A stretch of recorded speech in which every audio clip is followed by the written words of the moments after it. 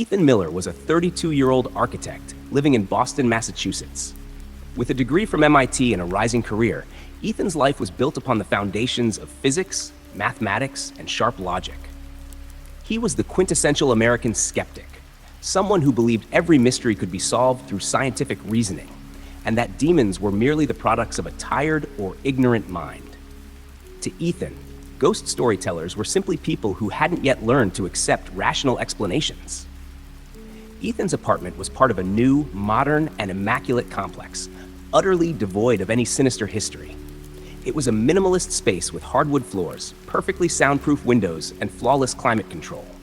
It was a sanctuary of order, where Ethan felt completely safe, comfortable, and in control.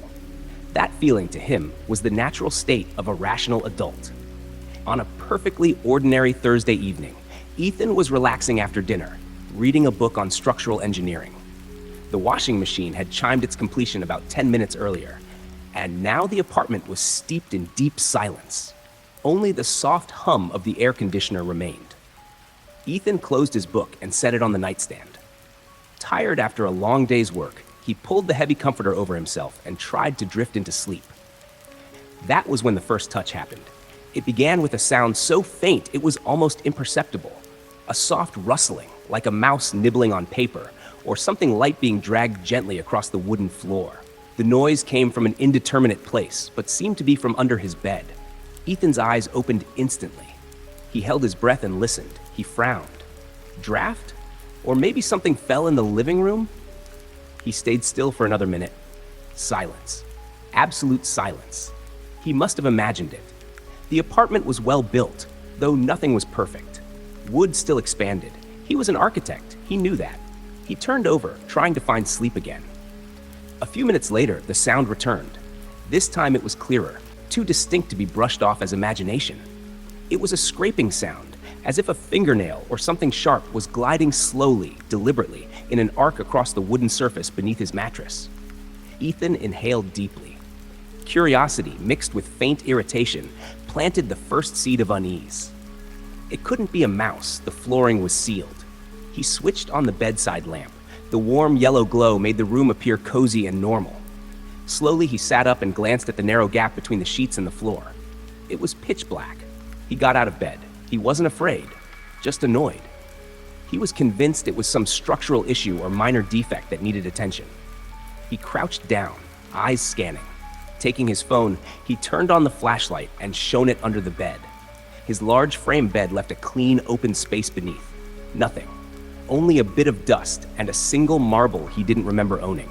He even crawled halfway under, running his hand across the wood. The floor was smooth. Nothing stuck, nothing wedged. Ethan shook his head, standing up. "I'm just tired," he muttered with a self-deprecating chuckle. "Too much work." He switched off the light and climbed back into bed.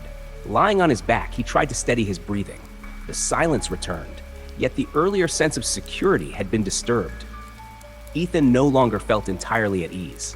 There was a vague sensation, not fear of the supernatural, but something else, something disquieting. As if someone had just been there, though he knew how absurd that was. He tried to reason it away. It had to be the building's ventilation system, or noise from the apartment below. He was a rational man, and he'd figure it out in the morning. But as he lay there in the dark waiting for sleep to take him, he couldn't shake the feeling that the sound hadn't been random. It had purpose, and it had sought his attention. Just as he was on the verge of sleep, the third touch came. This time, it wasn't a scrape. It was a whisper, very soft but unmistakably clear. It wasn't a word, but it had the cadence of a human voice, like a strangled call of his name. And that whisper, he was certain, came from directly beneath his head. Ethan shot upright like a spring, his heart hammering. The skeptic in him was gone, replaced by a cold astonishment. He turned the light back on, but this time, he didn't dare to look down. He just stood there, staring at the bed, and normality had left the room. After the final whisper, Ethan Miller could no longer close his eyes. He sat at the edge of his bed, the dim yellow glow of the bedside lamp far too weak to push back the darkness that surrounded his alert mind. He tried to find a rational explanation for what he had just heard. Could it have been an auditory hallucination brought on by sleep deprivation? Or perhaps a faulty speaker from the neighboring apartment? But fear had already begun to seep into his body through his senses. Ethan stood up and stepped out of the bedroom. A sudden chill washed over him. Not the artificial coolness of air conditioning, but the kind of cold that made him feel as if he had just stepped into a morgue. It was so sharp that goosebumps erupted all over his skin. He looked down at his arms. The hairs were standing upright, an involuntary physical reaction. He checked the smart thermostat, 21 degrees Celsius, perfectly normal. The cold wasn't in the air. He turned back toward the bedroom, and that was when his sense of smell was assaulted. A strange, heavy scent filled his nose. It was sweet, overpowering, like old perfume, but laced with something sour and musty, evoking the odor of decay, of rotting soil and death. The smell wasn't coming from the kitchen or bathroom. It was concentrated in the bedroom, strongest near the bed. Ethan covered his nose, feeling nauseous. He switched on the overhead lights. The harsh brightness didn't drive away the odor or the cold, but it gave him enough courage to investigate again. He got down on his knees and shone his phone light beneath the bed. Still nothing. He checked the closet under the desk behind the furniture. Everything appeared normal. Then, his hearing was attacked. When he stood still, the rustling had stopped. Instead came something deeper, closer. A faint, labored breathing, slow and uneven, like that of someone trapped or struggling for air in a confined space. The sound wasn't coming from beneath the floor. It seemed to echo from within the bed itself, or more precisely, from the very space where he had just been lying. Ethan bolted out of the bedroom. He couldn't stay there any longer. He felt watched, an invisible gaze fixed on his back, tracking his every move. The feeling persisted even in the brightly lit living room. He kept turning around, only to meet blank walls and lifeless furniture. Terror was beginning to devour his reason. But Ethan clung to logic. He told himself he was suffering from nervous exhaustion. He needed a witness, another rational voice to confirm that everything he had experienced was in his mind. The next morning, Ethan called his girlfriend, Clara, a pragmatic lawyer who shared his belief in material truth. He tried to recount everything as calmly as possible. The rustling noise, the unnatural cold, the foul scent, the wheezing breath. Open quote, "Clara, I'm serious. Something's happening. I feel like someone's under the bed or inside the house. I can't sleep." Close quote. Clara was silent for a moment. When she finally spoke, her voice was sympathetic but tinged with gentle mockery. Open quote. "Ethan, you're overworked. Listen, that apartment's brand new. No rats. No haunted history. You should probably check the air conditioning system or maybe some old pipes. As for the breathing and the smell, it's psychological. Your body's reacting to exhaustion." Close quote. She went on, still rational. Open quote. "Are you feeling sick? Could be sinus issues or a mild cold coming on. Sudden chills can be stress symptoms. You're an architect, Ethan. Rely on the structural principles you believe in." Close quote. Ethan hung up, feeling hollow. He had hoped Clara would recognize his genuine fear. Instead, she had given him a diagnosis: stress and fatigue. He felt utterly alone. His support network had collapsed. No one believed him. He considered calling the police or the building manager, but he knew what they would say, the same as Clara. He was imagining things. He needed rest. The isolation deepened until Ethan began doubting himself. He stared at his phone, where the call with Clara was recorded, and asked the most terrifying question of all. Open quote, "Am I losing my mind?" Close quote. He was a man of logic. If every piece of physical evidence pointed to nothing unusual, then the fault must lie in the observer. Perhaps the constant stress of work and his obsession with perfection had finally broken him. That evening, Ethan resolved to reclaim control. He cleaned the bedroom, sprayed deodorizer, and even placed a glue-based mouse trap at the entrance beneath the bed, though he knew it was pointless. He turned on a comedy film, trying to ignore the persistent chill. He took 2 sleeping pills to ensure a deep, uninterrupted rest. He lay down, feeling sleep begin to overtake him, and as the drug-induced stillness wrapped around his mind, it happened again. The whisper returned, clearer this time, closer. Open quote, "Ethan," close quote. It called his name. Then, from under the bed, came a loud clack, the sound of the glue trap flipping over, followed by frantic scratching across the wooden floor. The noise wasn't that of a mouse. It was heavier. It was deliberate. And then came the ultimate horror. tearing apart the last shreds of Ethan's reason. The voice calling his name, Ethan, echoed from beneath the mattress, blending with the violent scratching and the heavy crash of the overturned glue trap. In an instant, every trace of the sleeping pill's effect and every lingering doubt in Ethan Miller's mind was gone. He jolted upright, his body frozen mid-sit. Fear had surpassed reason. He no longer thought of science or logic, only of the primal awareness that he was facing a real, tangible threat. He stared at the space under the bed, where the darkness seemed to thicken, swallowing the light around it. He tried to scream, but his throat had gone dry, his muscles locked. And then came the irrefutable proof, the moment that ended all internal debate. A crack. A long, sharp, bone-white fracture suddenly split across the hardwood floor just beneath the bed's edge. It wasn't old, it was forming now, lengthening rapidly, as if something immensely powerful was pushing up from beneath, trying to break through the surface. Ethan stared at the crack, and then saw something that froze his blood. Wedged within the narrow gap was a small white object, a fragment of bone, perhaps a knuckle joint, or part of an old fingernail, forced up from below. That was when true terror struck. Ethan realized this wasn't some disembodied spirit.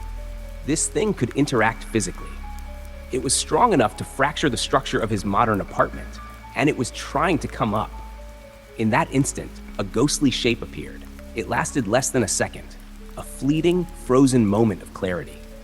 Ethan saw a pale face, indistinct yet agonized, almost crushed, pressed tightly between the gap of the floor and the bed. Two dark, tear-filled eyes stared straight at him. It wasn't an illusion. It was the face of suffering trapped beneath. The shock nearly made Ethan faint. His entire worldview collapsed. He no longer thought, "Am I losing my mind?" He thought only, "It's real. I'm in danger." Ethan's survival instinct ignited. His heart pounded so violently he thought it might burst. His airway constricted, every breath shallow. Adrenaline flooded his body, sending violent tremors through his limbs. His choice was flight. He rolled off the bed and stumbled to his feet. He didn't dare reach for clothes or his phone. Pure survival instinct screamed at him to get out. He lunged for the bedroom door, yanked the handle. His sweat-slicked hand slipped. He tried again, harder. The door flew open. He dashed into the hallway, racing toward the front door. That's when he heard it, a heavy thud, like a massive weight being dragged or shifted. It came from the bedroom. And then a voice spoke. No longer a whisper, but a ragged, gravelly voice, thick with bitterness and pain. Open quote, "Don't leave me. Ethan, I'm so cold down here." Close quote. Footsteps followed, not normal human steps, but a slow, dragging shuffle, the wet scrape of something heavy sliding across wood, approaching. Ethan stared at the bedroom door. Darkness was spilling out from its gap like smoke. He was being cornered. He realized she was out. She was no longer confined beneath the bed. Ethan bolted for the front door, grabbed the spare key hanging by the frame, and tried to unlock it. His hands shook uncontrollably. The key slipped from his grasp and clattered onto the floor. He dropped to his knees, frantically searching in the dark, gasping for air. Fight was the only choice left. Ethan shot to his feet, seizing a heavy umbrella from the rack by the shoe cabinet. He turned toward the hallway, toward the slow, dragging sound that was now terrifyingly close. He saw nothing, but he felt it, a cold, suffocating presence drawing nearer. He raised the umbrella, his stance weak and trembling. Open quote, "Who are you? What do you want?" Close quote. His voice cracked with fear. There was no answer, only the ragged breathing, and then a sudden, icy gust that slammed into him harder than ever before. A shadowed figure materialized within sight, just a few steps away. It was tall, indistinct, woven from darkness and cold. It advanced, radiating fury and despair so intense Ethan could feel it burning through the air. He swung the umbrella, a desperate strike. It passed straight through the shape like smoke, hitting the wall behind him with a hollow thud. Hopelessness overwhelmed him. He couldn't run. He couldn't fight. He was utterly powerless. The figure drew closer, the air filled with that unbearable stench of rot and old perfume. Then the voice came again, right beside his ear, soaked in anguish and bitterness. Open quote. "They said I was asleep, but I never slept, Ethan. They just threw me down there." Close quote. The words carried unbearable sorrow, twisting Ethan's heart in a way that almost eclipsed his fear. He looked at the apparition, desperate, trembling, trying to understand the truth. Ethan Miller froze, his body trembling from a mix of adrenaline and the bone-chilling cold radiating from the ghost's presence. The useless umbrella slipped from his hand. He had failed at both flight and fight. Now he had entered the final state, freeze. The ghostly silhouette drifted before him, just a breath away. The face, though distorted and shadowed, now seemed to be struggling to communicate. Open quote. Do you know my name yet? You have to know. Close quote. The voice, half a moan, half a whisper, echoed through the air. Ethan felt despair tightening around him, yet the question sparked something inside. The scientist in him, the architect who sought to decode broken structures, flickered back to life. Open quote. Woo, what's your name? Ethan rasped, barely audible. Close quote. Open quote. I'm Evelyn. I worked for the Murphy family. Right here in this house. I was only 18. Close quote. The revelation struck like lightning. The climax. It wasn't just a name. It was a trapped memory, a buried trauma being released. Suddenly, the cold surged to its peak, stabbing into Ethan's skin like 1,000 frozen needles. He squeezed his eyes shut, and a horrifying vision, a memory that wasn't his, exploded into his mind. He saw an old wooden house, not his sleek modern apartment. A young girl, brown hair, terrified eyes, the same face he had glimpsed beneath the bed. Evelyn. She was working in a dim kitchen. A man, the homeowner, stood over her, rage twisting his face. The scene shifted. An argument, a crash, a blow, darkness. Then, the most dreadful sight of all, nighttime. The master bedroom, the very same spot where Ethan's bed now stood. The man and a woman, his wife, pried up the floorboards in frantic silence. They wrapped Evelyn's limp body in a blanket and dropped it into the black void between the beams. Open quote. They buried me, over a missing ring. They said I ran away, but I never left. I've been trapped beneath the floor, close quote. Her voice broke into sobs, raw, agonized, but now tinged with something Ethan never expected. Empathy. She wasn't a vengeful demon. She was a victim of a hidden tragedy. Evelyn's sorrow was her haunting's fuel. The agony of being unjustly killed, denied truth, and imprisoned within the home she once served. The vision ended. Ethan's eyes opened. Evelyn's ghost was fading, shrinking as if drained by the release of her secret. Despite the horror clawing at his mind, Ethan felt an overwhelming wave of compassion. Open quote. Your name is Evelyn, he whispered, speaking now to the dead. I believe you. I'll do something. Close quote. As those words left his lips, the cold vanished. The sweet, rotting scent dissipated. Evelyn's faint shape trembled, a nod of gratitude, and then disappeared completely. Silence. True silence.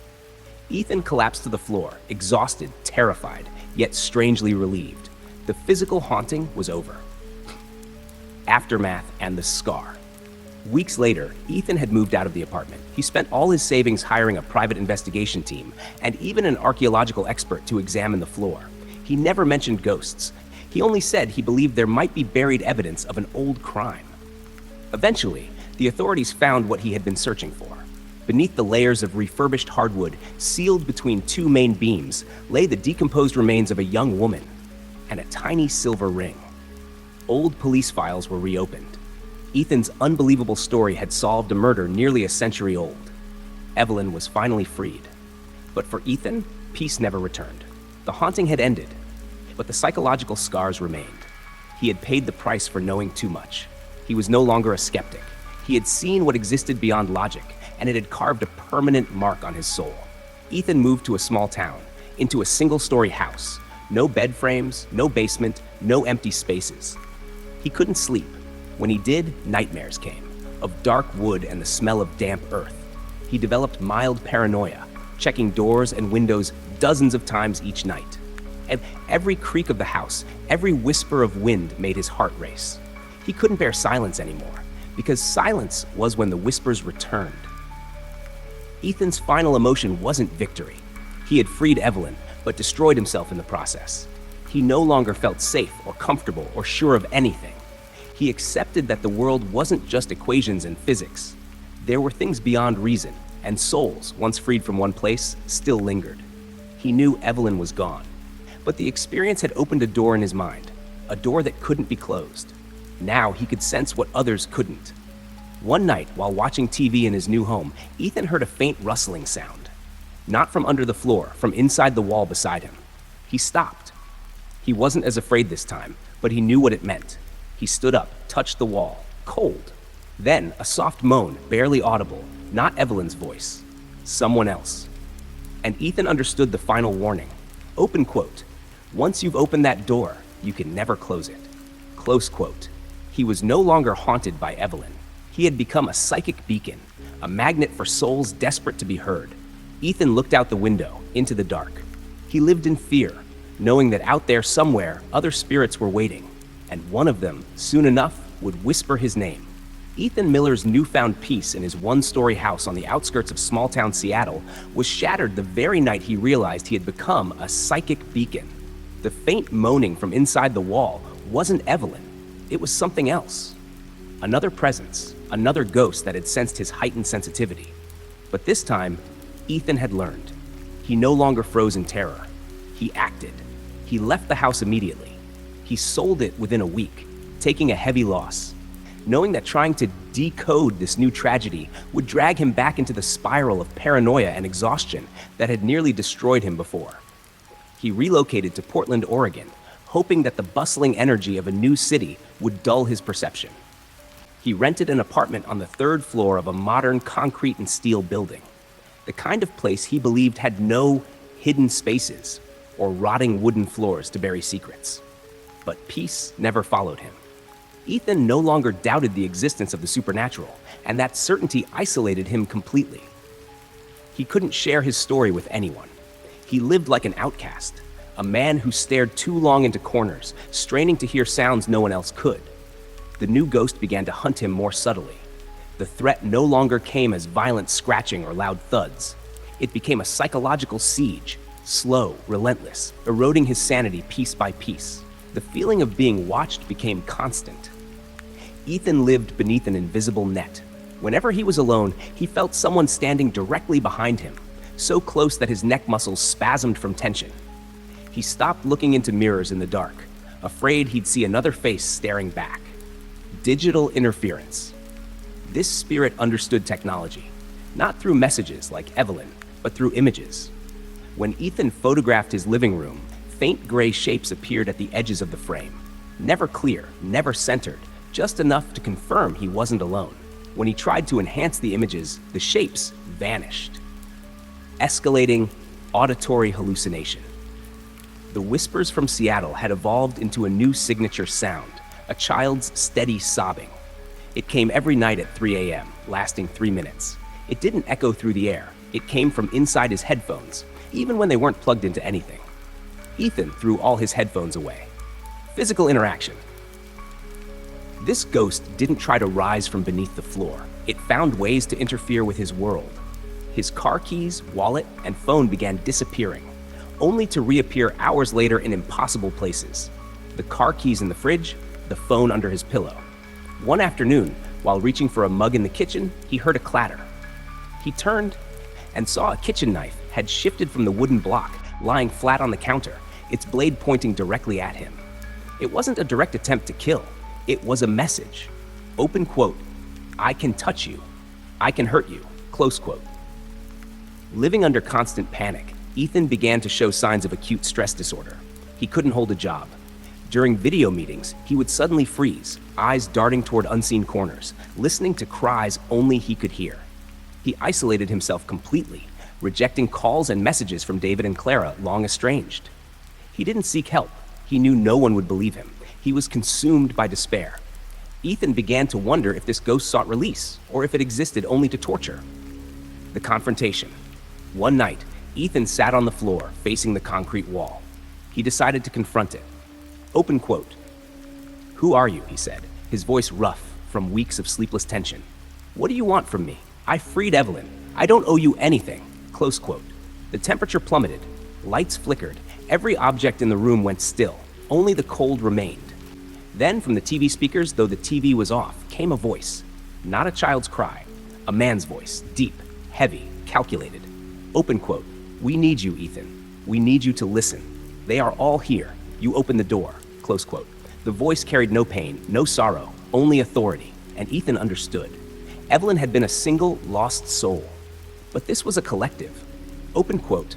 "They are all here." Close quote. All the trapped, buried, forgotten spirits drawn by him. He wasn't a savior. He was a bridge. The terror flooded back, stronger than ever. Despair consumed him. He wasn't haunted by one ghost, but by every soul that had died in the city. He looked at the solid concrete wall before him and understood. Nothing could protect him now. Ethan Miller had become the net. The deep, cold, commanding voice came from the turned-off TV. "We need you, Ethan. We need you to listen. They are all here. You opened the door." Ethan Miller backed up until his spine hit the wall. He couldn't believe that this psychological torture had escalated from a single tormented spirit into a chilling declaration from a collective. They are all here.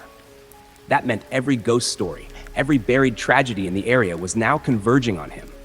He no longer felt ordinary fear. This was religious horror, the awareness of a new, invisible order, and he was its unwilling center. Ethan bolted for the door. It wasn't locked. He opened it, ready to flee again, but he froze. He was on the 3rd floor. If he ran, he'd have to pass dozens of other apartments, each possibly harboring spirits waiting for him. He realized he could no longer escape. Ethan's survival instincts, fight, flight, or freeze, had become distorted. Running was useless. He had changed homes, cities, even building materials, but the invisible net only tightened around him. He closed the door, leaned against it, gasping for breath. His eyes locked on the black screen of the TV, where the voice had just spoken. "What do you want?" he shouted, his voice echoing through the silence. No reply, only a heavy stillness, followed by the steady sobbing of that same child from behind the bathroom wall. Ethan understood. This wasn't a physical confrontation for survival. It was a war for his sanity. He couldn't defeat them. He could only negotiate or surrender. He began doing things he'd once considered insane. He bought candles, incense, coarse salt. He sprinkled salt along doorways and windowsills, hoping to create a physical barrier. He didn't believe in such things, but he no longer dared dismiss anything. His isolation was now complete. He lived in fear so constant he had to hypnotize himself to sleep with a white noise machine, hoping to drown out the whispers. But the new spirit, or collective of spirits, had begun interfering with his external world to pressure him. One morning, a fire truck and 2 police cars stopped outside his building. There was a knock on his door. Open quote, "Mr. Miller, we got a 911 call from your number at 3:15 a.m. Someone sounded in distress." Close quote. Ethan blinked in confusion. He'd been asleep, or trying to be. He hadn't called anyone. Open quote, "No, officer, I'm fine. I didn't make that call." Close quote. The cop gave him a wary look. Open quote. "The call was just a few seconds of a child crying, then some static, but it came from your number." Close quote. Ethan understood instantly. They were using his tools, his means of communication, to expose him, to erode his credibility in the outside world. It was psychological warfare of the highest order. Open quote. "Must have been a glitch, officer. I'll check my phone," he said, forcing his voice steady. Close quote. After the police left, Ethan checked his call history. No record of any 911 call. They hadn't just used his phone, they had forged it. Panic surged. He could trust no electronic device. He threw out his phone, his laptop, his TV. He lived in silence now, communicating only with the dead. Days later, something happened that revealed the true motive of the collective. Ethan was huddled in his living room when a subtle shift in light caught his eye. Not a shadow. Something forming, letters written in cold mist on the window. "We are lost. You found the way out. Show us." They weren't hunting him. They were pleading. This was the second revelation. Their purpose wasn't to harm him. They wanted to use him. Ethan was the only one, through Evelyn, who had discovered how to release a trapped soul by uncovering its tragedy and bringing its remains to light. They didn't want his life. They wanted his guidance. Ethan's despair mixed with a crushing sense of duty. He had accidentally opened a floodgate, and now thousands of souls looked to him as their savior. He decided to fight, but not with umbrellas or salt. He would fight with reason, with knowledge. He turned toward the wall where the child's sobs echoed. "I can't help you all," he shouted. "I'm just one man. Give me names. I need your names, and where you're trapped." The crying stopped. Then that same heavy male voice spoke again, not from the TV, but from the air itself, surrounding him. "Your work begins here, Ethan. The names will come to you. Listen to the whispers under your floor, in your walls. They are all trapped. You must find the resting places, or you will never rest again." The voice faded, leaving a final wave of icy air. Then, absolute silence. Ethan knew he was trapped forever in a task with no end. He had become an architect of ghost liberation, against his will. He looked around his concrete apartment. It had no rotting floorboards, but it had walls, pipes, and hidden gaps.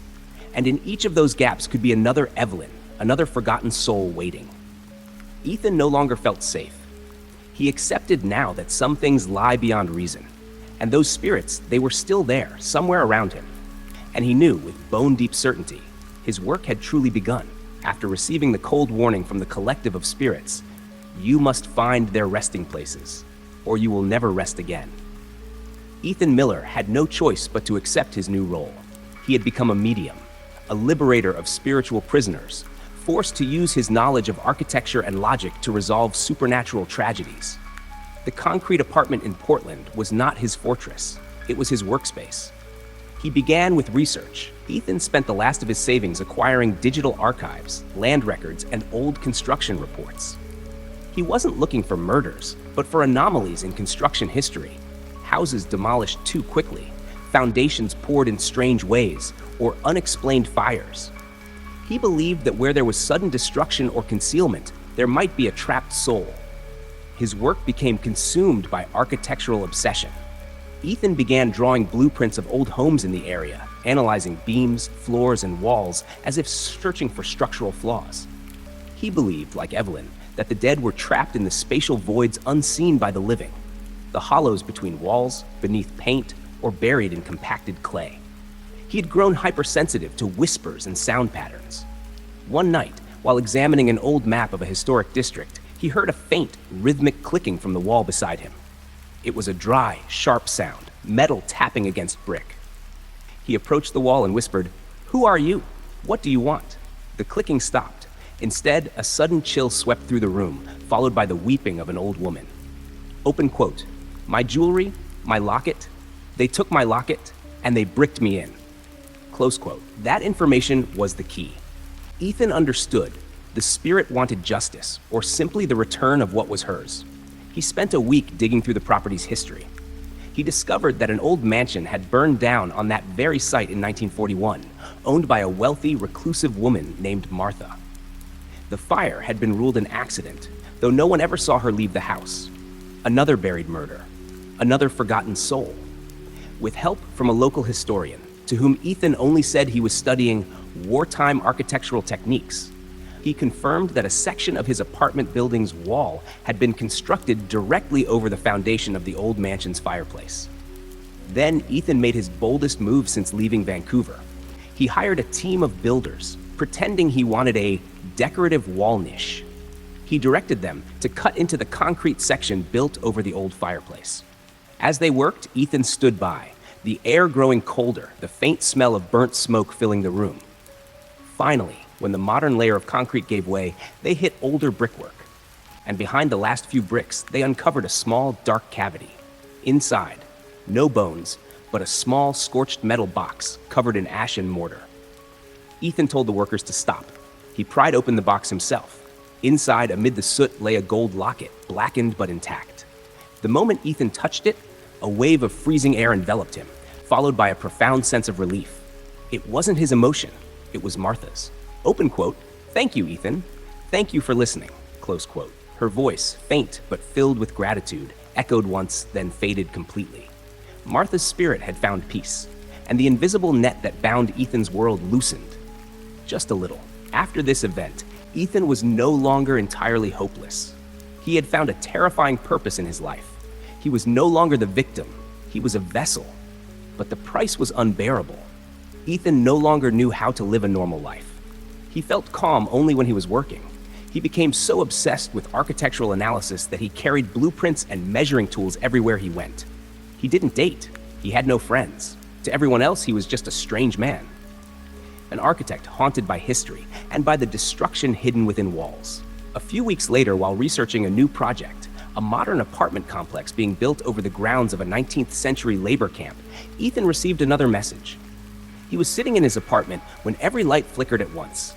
This time, it wasn't the deep, commanding voice. It was dozens of whispers, layered together like a mournful choir.